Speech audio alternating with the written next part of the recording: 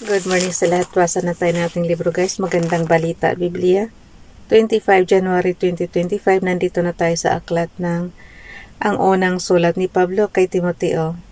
Pakisabay na ako ng basa ng pare-pare tayo dito matuto sa salita ng Diyos at sa history na rin Jesus. Panimula. Si Timoteo ay isang kabataang Kristiyano na mula sa Asia Minor, isang Griego ang kanyang ama at Hudyo naman ang kanyang ina. Siya ay naging kasama at katuwang ni Pablo sa pagpapahayag ng magandang balita tungkol kay Hesukristo. Sa unang sulat ni Pablo kay Timoteo, 3 pangunahing paksa ang tinatalakay. Ang sulat na ito'y babala laban sa mga maling turo na pumapasok sa iglesia. Halimbawa, ang paniniwala na ang mundo ay likas na masama at ang kaligtasan ay matatamo lamang sa pamamagitan ng mga kaalamang lihim at sa pagsunod sa ilang tuntunin gaya ng pagbabawal ng ilang uri ng pagkain at ang di pag-aasawa. Nilalaman din ng sulat na ito ang mga tagubilin tungkol sa pamamahala at pagsamba sa loob ng iglesia. Inilalahad niya ang mga katangiang dapat taglayin ng mga pinuno at ng mga naglilingkod dito.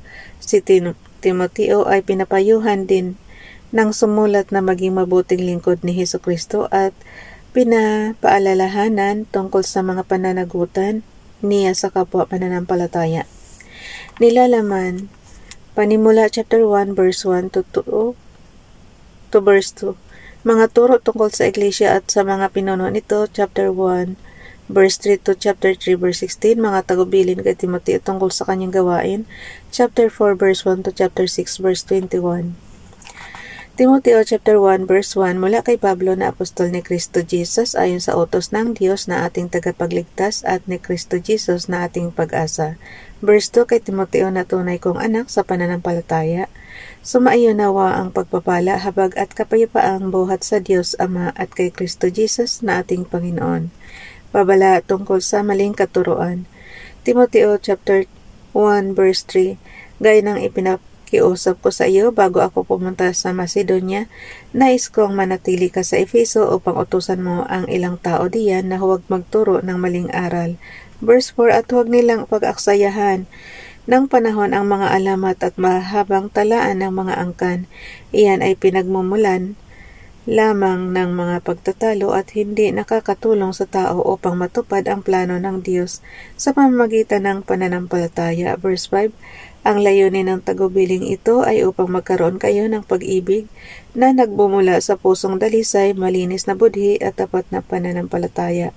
Verse 6, may ilang tumalikod sa mga bagay na ito at nalulong sa walang kabuluhang pakikipagdebate. Verse 7, nais nilang maging tagapagturo ng kautusan gayong hindi naman nila nauunawaan ang kanilang sinasabi at ang kanilang ipinagpipilitang ituro. Verse 8, alam naman nating ang kautusan ay mabuti kung ginagamit sa tamang paraan. Verse 9, alalahanin nating ang kautusan ay hindi ginawa para sa mabubuting tao kundi para sa mga walang kinikilalang batas at mga kriminal, para sa mga hindi kumikilala sa Diyos at sa mga makasalanan, para sa mga lapastangan sa Diyos at walang hilig sa kabanalan, para sa mga mamamatay tao at pumapatay ng sariling ama o ina. Verse 10, ibinigay rin ang kautusan para sa mga mahihilig sa kahalayan at nakikiapid sa kapwa lalaki, para sa mga kidnapper, para sa mga sinungaling at sa mga saksing hindi nagsasabi ng totoo. Ang kautusan ay ibinigay para sa lahat ng mga sumasalungat sa mabuting aral. Verse 11, ang aral na ito'y ayon sa magandang balita na ipinagkatiwala sa akin ng dakila at mapagpalang Diyos. Pagkilala sa habag ng Diyos. Verse 12, nagpapasalamat ako sa ating Panginoong Hesukristo na nagbibigay sa akin ng lakas dahil sa itinuring niya akong karapat-dapat na maglingkod sa Kanya. Verse 13, kahit tanong unay nilapastangan, inusig at nilait ko siya, sa kabila nito'y nahabag sa akin ang Diyos sapagkat hindi ko nalalaman ang aking ginagawa nung ako hindi pa sumasampalataya. Verse 14, pinasagana sa akin ng kagandahang loob ng ating Panginoon at ipinagkaloob niya sa akin ang pananampalataya at pag-ibig na natatagpuan sa ating pakikipag-isa kay Kristo Jesus. Verse 15, Totoo ang pahayag na ito at dapat paniwalaan ng lahat si Kristo Jesus ay dumating sa sanlibutan upang iligtas ang mga makasalanan. At ako ang pinakamasama sa lahat ng mga makasalanan. Verse 16, ngunit akong pinakamasama ay kinahabagan upang ipakita ni Kristo Jesus ang kanyang di masukat na pag-ibig sa akin at upang ito'y maging halimbawa sa mga sasampalataya at bibigyan ng buhay na walang hanggan. Verse 17, purihin natin at luwalhatiin magpakailanman ang iisang Diyos, haring walang hanggan, walang kamatayan at di nakikita. Amen. Verse 18, Timoteo, anak ko, ang mga bagay na ito'y itinatagubilin ko sa iyo ayon sa mga pahayag na sinabi tungkol sa iyo upang sa pamamagitan nito ay masigla kang makipaglaban. Verse 19, nataglay ang matibay na pananampalataya at malinis na budhi. May mga taong hindi sumunod sa kanilang budhi at dahil dito ang pananampalataya nila ay natulad sa isang barkong nawasak. Verse 20, Unang Timoteo chapter 1 verse 20. Kabilang sa mga iyon sina Himeneo at Alejandro. Kaya ipinaubaya ko na sila sa kapangyarihan ni Satanas upang matigil na ang kanilang paglapastangan sa Diyos. Unang Timoteo chapter 2, mga tagupilin tungkol sa panalangin. Unang Timoteo chapter 2 verse 1, una sa lahat ipinakiusap kong idulog ninyo sa Diyos ang inyong mga kahilingan, panalangin, pagsamo at pasasalamat para sa lahat ng tao. Verse 2, idalangan rin ninyo ang mga hari at may kapangyarihan upang tayo'y makapamuhay ng matahimik, mapayapa, makadiyos at marangal. Verse 3, ito ang mabuti at nakalulugod sa Diyos na ating tagapagligtas. Verse 4, ibig niyang ang lahat ng tao ay maligtas at makaalam ng katotohanan ito. Verse 5, ay yung verse 4 guys, ulitin ko. Unang Timoteo chapter 2 verse 4, ibig niyang ang lahat ng tao ay maligtas at makaalam ng katotohanan ito. Verse 5, sapagkat iisa ang Diyos at tanging si Jesucristo lamang ang taong tagapamagitan sa atin at sa Diyos. So, dito maliwanag na mediator si Jesus Christ, guys, between God and man. Verse 6, inihandog niya ang kanyang, di ba nakalagay tagapamagitan? Ulitin ko yung verse 5. Sapagkat, unang Timoteo chapter 2 verse 5, sapagkat iisa ang Diyos at tanging si Jesucristo lamang ang taong tagapamagitan sa atin at sa Diyos. Verse 6, inihandog niya ang kanyang buhay upang tubusin ang lahat mula sa kasalanan. Ang katotohanan ito ay pinatunayan sa takdang panahon. Verse 7, dahil dito ako'y pinili upang maging mangangaral, apostol at tagapagturo ng pananampalataya at katotohanan ito para sa mga hintil. Totoo ang sinasabi kong ito at hindi ako nagsisinungaling. Verse 8, sa lahat ng dako nais kong ang mga lalaki ay manalangin nang may malinis na puso o walang sama ng loob at galit sa kapwa. Verse 9, ang mga babae naman ay dapat maging mahinhin, maayos at maingat sa pananamit at ayos ng buhok. Hindi sila dapat maging magarbo sa pananamit at maluho sa mga mamahaling alahas na ginto o perlas. Verse 10, sa halip, ang maging kasuotan nila ay mabubuting gawa gaya ng nararapat sa mga babaeng itinuturing na makadiyos. Verse 11, ang mga babae ay hayaang matuto sa kanilang pananahimik at sa lubos na pagpapasakop. Verse 12, guys, sa generation natin ngayon, halos pantay na ang karapatan ng ng babae at lalaki. Pero dito kasi nung araw talagang tahimik lang ang babae. Okay, verse 12, hindi ko sila pinapayagang magturo o sumabat habang ang mga lalaki ay nagtuturo, kundi dapat silang manahimik. Diba ang lupit ng nila noong araw sa mga babae? Parang ang baba talaga ng nila sa babae noong araw. Pero kasi sa generation natin ngayon guys, iba na syempre. Verse 13, sapagkat si Adan ang unang nilalang bago si Eva. Verse 14, at hindi si Adan kundi si Eva ang nadaya at nagkasala. Verse 15, Unang Timoteo chapter 2 verse 15, ngunit maliligtas ang babae sa pagsisilang ng sanggol kung magpapatuloy siya sa pananampalataya, pag-ibig, kabanalan at maayos na pamumuhay. Unang Timoteo chapter 3, ang mga tagapangasiwa sa iglesia. Unang Timoteo chapter 3 verse 1, totoo ang pahayag na ito, ang sinamang nagnanais na maging tagapangasiwa sa iglesia ay naghahangad ng mabuting gawain. Verse 2, kaya nga ang isang tagapangasiwa ay kailangang walang kapintasan, isa lamang ang asawa, marunong magpigil sa sarili, maingat, kagalang-galang, bukas ang tahanan sa iba at may kakayahang magturo. Tingnan mo lang guys, isa daw ang asawa, pero tingnan mo naman diba noong araw, ilan ang asawa ni Abraham. Tapos, pati yung mga noong araw, hindi lang naman iisa ang asawa nila. Okay, dito na ulitin ko yung verse 2. Kaya nga ang isang tagapangasiwa ay kailangang walang kapintasan.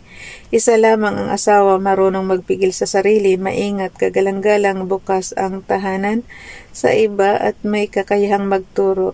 Verse 3. Hindi siya lasinggo, hindi marahas kundi mahinahon, hindi mahilig makipag-away at hindi maibigin sa salapi. Verse 4, dapat mahusay siyang mamahala sa sariling pamilya, iginagalang at sinusunod ng kanyang mga anak. Verse 5, kaya itong kautusan na to kay Timoteo, na sinabi ni Pablo, yun ang ang roles nila sa na dapat yung tagapangasiwa, isa lang yung asawa. Kasi in every naman guys sa lahat naman ng pupuntahan nating bansa, may kanya-kanyang kailangan magiging law-abiding citizen ka. So, ganyan din sila ng araw. Kahit naman tayo, law-abiding citizen tayo kung saan sa Pilipinas o kaya nandito tayo sa ibang bansa, ganyan. Okay.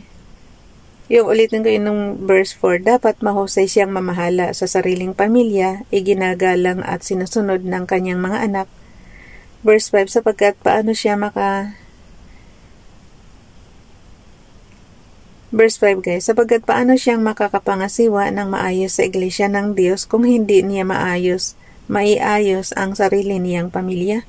Verse 6, kailangang siya ay matagal ng mananampalataya sapagkat kung hindi, baka siya maging palalo at mapahamak na gaya ng Diablo. Verse 7, bukod dito, kailangan siya ay may mabuting patutuo na sa paningin ng mga hindi sumasampalataya upang di siya mapintasan at hindi mahulog sa bitag ng Diablo.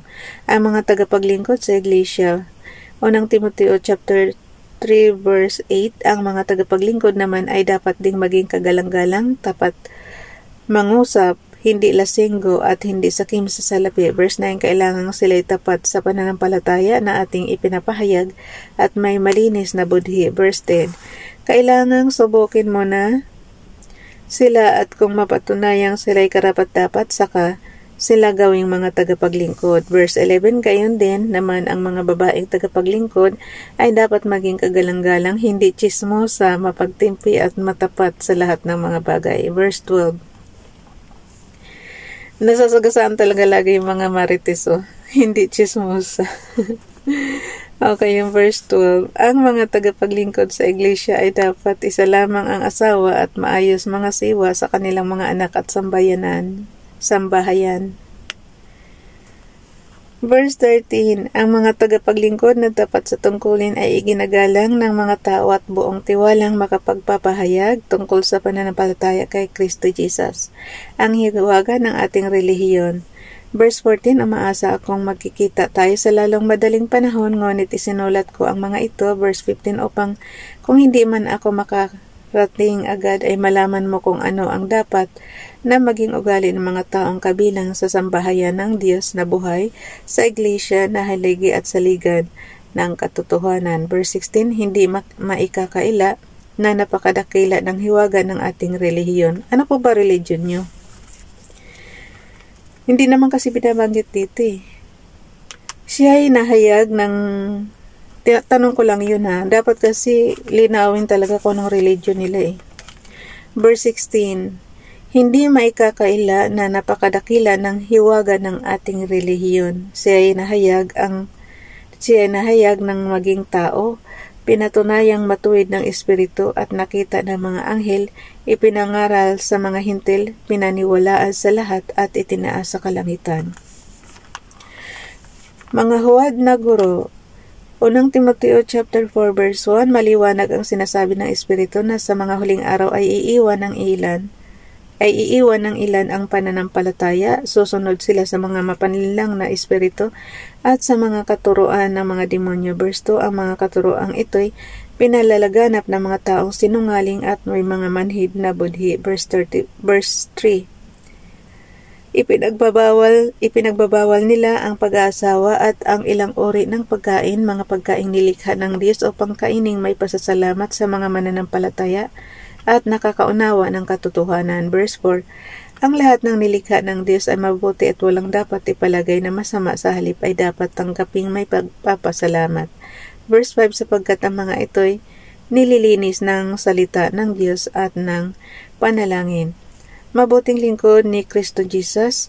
Unang Timoteo chapter 4 verse 6, kung ituturo mo sa mga kapatid ang mga bagay na ito, ikaw ay magiging mabuting lingkod ni Kristo Jesus. Maipapakita mong pinalakas ka ng mga turo tungkol sa pananampalataya at sa mabuting aral na iyong sinusunod. Verse 7, huwag mong pagkaksayahan ng panahon ang mga alamat na walang halaga, sa halip pagsumikapan mong maging makadiyos. Verse 8, may pakinabang sa pagpapalakas ng katawan, ngunit ang pagsusumikap na maging makadiyos ay mapapakinabangan sa lahat ng paraan, sapagkat ito'y may pangako hindi lamang sa buhay na ito ngayon, kundi maging sa buhay na darating. Verse 9, totoo ang salitang ito at dapat paniwalaan ng lahat. Verse 10, dahil dito, nagsisikap tayo at nagpapagal sapagkat umaasa tayo sa Diyos na buhay at tagapagligtas ng lahat ng mga tao, lalo na ng mga mananampalataya. Verse 11, ituro mo't ipatupad ang lahat ng ito. Verse 12, huwag mong hayaang hamakin ka ninuman dahil sa iyong kabataan, sa halip sikapin mong maging halimbawa sa mga mananampalataya sa iyong pagsasalita, pag-uugali, pag-ibig, pananampalataya at malinis na pamumuhay. Verse 13, habang wala pa ako riyan, iukol mo ang iyong panahon sa pagbabasa ng kasulatan sa harap ng mga tao, sa pangangaral at sa pagtuturo. Verse 14, huwag mong pababayaan ang kaloob ng Espiritu Santo na ibinigay sa iyo ng magsalita ang mga propeta at ipatong sa iyo ng mga pinuno ng iglesia ang kanilang kamay. Verse 15, isagawa mo ang mga ito at pag-ukulan mo ng panahon upang makita ng lahat ang iyong paglago. Verse 16, pakaingatan mo ang iyong pagkilos at pagtuturo. Patuloy mong gawin ang mga bagay na ito upang maligtas ka, pati na ang mga nakikinig sa iyo. Unang Timoteo chapter 5, mga pananagutan sa kapwa mananampalataya. Unang Timoteo chapter 5 verse 1, huwag mong pagsasalitaan ng marahas ang lalaking nakatatanda sa iyo, kundi paalalahanan mo siya na parang sarili mong ama, pakitunguhan mo namang parang kapatid ang mga nakababatang lalaki. Verse 2, ituring mong parang sariling ina ang matatandang babae at pakitunguhan mo ng buong kalinisan ang mga kabataang babae na parang iyong mga kapatid. Verse 3, tulungan mo ang mga biyudang walang ikabubuhay. Verse 4, subalit kung ang isang biyuda ay may mga anak o apo, sila ang unang dapat kumalinga sa kanya bilang pagtanaw ng utang na loob, sapagkat ito ay nakalulugod sa Diyos. Verse 5, ang tunay na biyuda ay iyong nag-isa na sa buhay at tanging sa Diyos lamang umaasa, kaya't patuloy siyang nananalangin sa araw at gabi. Verse 6, samantala ang biyudang nabubuhay sa kalayawan ay maituturing ng patay. Verse 7, ipatupad mo sa kanila ang utos na ito upang walang maisumbat sa kanila ang sinuman.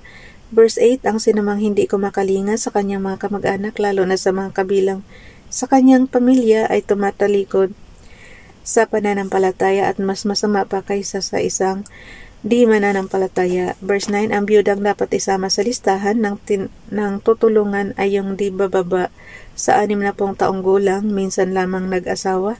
Verse 10, kilala sa paggawa ng kabutihan, nagpalaki ng maayos sa kanyang mga anak, magiliw tumanggap sa nakikituloy sa kanyang tahanan, naglingkod ng may kababaang loob sa mga kapatid sa Panginoon, tumulong sa mga nangangailangan at inialay ang sarili sa paggawa ng mabuti. Verse 11, huwag mong isasama sa listahan ng mga biyuda ang mga bata pa, sapagkat kapag nag-alab ang kanilang pagnanasa, mapapalayo sila kay Kristo at mag-aasawang muli. Verse 12, gayon nagkakasala sila dahil sa hindi pagtupad sa una nilang pangako kay Kristo. Verse 13, sila'y nagiging tamad at nag-aaksaya ng panahon sa pangangapit bahay, at sila'y nagiging tsismosa, mahilig makialam sa buhay ng may buhay at madadaldal. Ay nako, mga tsismosa talaga lagi natatamaan dito sa Biblia. Verse 14, kaya't para sa akin mabuti pang sila'y mag-asawang muli, magkaanak at mag-asikaso ng tahanan upang ang ating kaaway ay hindi magkaroon ng pagkakataong mapintasan tayo. Verse 15, sapagkat may ilan ng biyudang nailigaw ni Satanas. Verse 16, kailangan alagaan ng babaeng mananampalataya ang mga kamag-anak nilang biyuda upang hindi sila maging pabigat sa iglesia. Sa gayon, ang aalagaan ng iglesia ay iyon lamang mga biyudang walang ibang inaasahan. Verse 17, ang mga pinunong mahusay mamahala ay karapat-dapat tumanggap ng paggalang at kabayaran, lalo na ang mga masisipag sa pangangaral at pagtuturo ng salita ng Diyos. Verse 18, sapagkat sinasabi ng kasulatan, huwag mong bubusalan ang bibig ng baka habang ito'y gumigiik. Okay, ulitin ko lang. Huwag mong bubusalan ang bibig ng baka habang ito'y gumigiik. Nasusulat din ang manggagawa ay karapat-dapat bayaran. Verse 19, huwag mong tatanggapin ang anumang paratang laban sa isang pinuno ng iglesia kung walang patutuo ng 2 o 3 saksi. Verse 20, pagsabihan mo sa harap ng lahat ang sinumang ayaw tumigil sa paggawa ng masama para matakot ang iba. Verse 21, sa harap ng Diyos at ni Kristo Jesus at ang kanyang banal na mga anghel iniuutos kung sundin mo ang mga bagay na ito nang walang kinikilingan o itinatangi. Verse 22, huwag mong ipapatong agad ang iyong kamay sa sinuman upang bigyan ito ng kapangyarihang mamahala. Ingatan mong huwag kang masangkot sa kasalanan ng iba, manatili kang walang dungis. Verse 23, huwag puro tubig lang ang iyong iinumin, uminom ka rin ng kaunting alak na gamot sa madalas na pagsakit ng iyong sikmura. Verse 24, may mga taong lantad na ang kasalanan bago pa humarap sa hukuman, at mayroon din namang ang kasalanan ay huli na akong mahayag. Verse 25, ang Timoteo chapter 5 verse 25, gayon din naman, may mabuting gawa na madaling mapansin, ngunit kung hindi man mapansin agad, ito'y hindi maililihim habang panahon.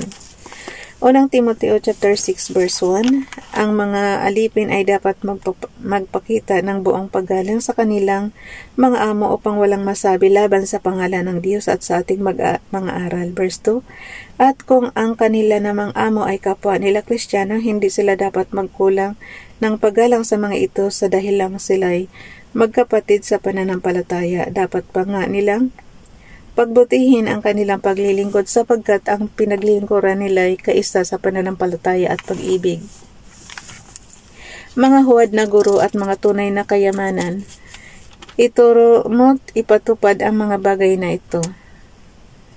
Unang Timoteo chapter 6 verse 3, kung nagtuturo ang sino man ng ibang katuruan at di sang-ayon sa mga tunay na salita ng Panginoong Hesukristo at sa mga aral tungkol sa pagiging makadiyos.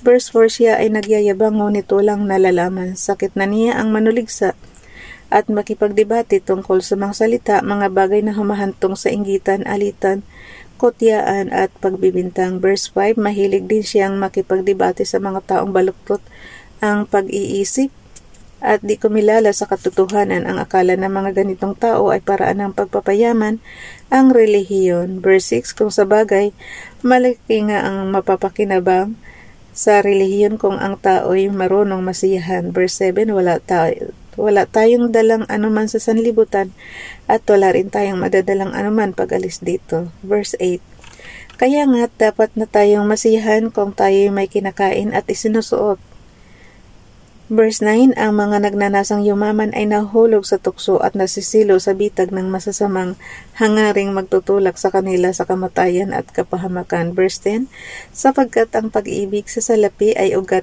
ng lahat ng kasamaan, dahil sa paghahangad na yumaman, may mga taong nalalayo sa pananampalataya at nasasadlak sa maraming kapighatian. Mga tagubilin para kay Timoteo. Unang Timoteo chapter 6 verse 11, ngunit ikaw na naglilingkod ng Diyos, umiwas ka sa mga ngunit ikaw na lingkod ng Diyos. Yung verse 11 guys, ngunit ikaw na lingkod ng Diyos, umiwas ka sa mga bagay na ito. Sikapin mong mamuhay ng matuwid, baka Diyos may pananampalataya, pag-ibig, pagtitiis at kahinahunan. Verse 12, ipaglaban mo ng puspusan ang mga pananampalataya, panghawakan mong mabuti ang buhay na walang hanggan, dahil diyan ka tinawag ng Diyos nang ipahayag mo sa harap ng maraming saksi ang iyong pananalig kay Kristo. Verse 13, inuutos ko sa iyo sa pangalan ng Diyos na nagbibigay buhay sa lahat at sa harap ni Kristo Jesus na nagbigay ng mabuting patutuo kay Poncio Pilato. Verse 14, sundin mong mabuti ng may katapatan ang mga iniutos sa iyo hanggang sa pagbabalik ng Panginoong Hesus Kristo. Verse 15, siya'y darating sa panahong itinakda ng mapagpala at makapangyarihang Diyos, Hari ng mga hari at Panginoon ng mga Panginoon. Verse 16, siya lamang ang walang kamatayan at nananatili sa liwanag na di matitigan. Walang taong nakakakita o makakakita sa kanya ang karangalan at kapangyarihang walang hanggan. Amin. Verse 17, ituro mo sa mayayaman na huwag silang magmamataas at huwag silang umasa sa kayamanang lumilipas, kundi sa Diyos na masaganang nagbibigay ng lahat ng ating pangangailangan upang tayo masiyahan. Verse 18 guys, turuan mo silang gumawa ng mabuti at magpakayaman sa mabuting gawa, maging bukas palad at matulungin sa kapwa. Verse 19, sa gayon makakapag-impok sila para sa matatag na hinaharap at makakamtan nila ang tunay na buhay. Unang Timoteo chapter 6 verse 26. Timoteo, pakaingatan mo ang pinagkatiwala sa iyo, iwasan mo ang mga usapang walang kabuluhan at ang baluktot na pangangatwiran.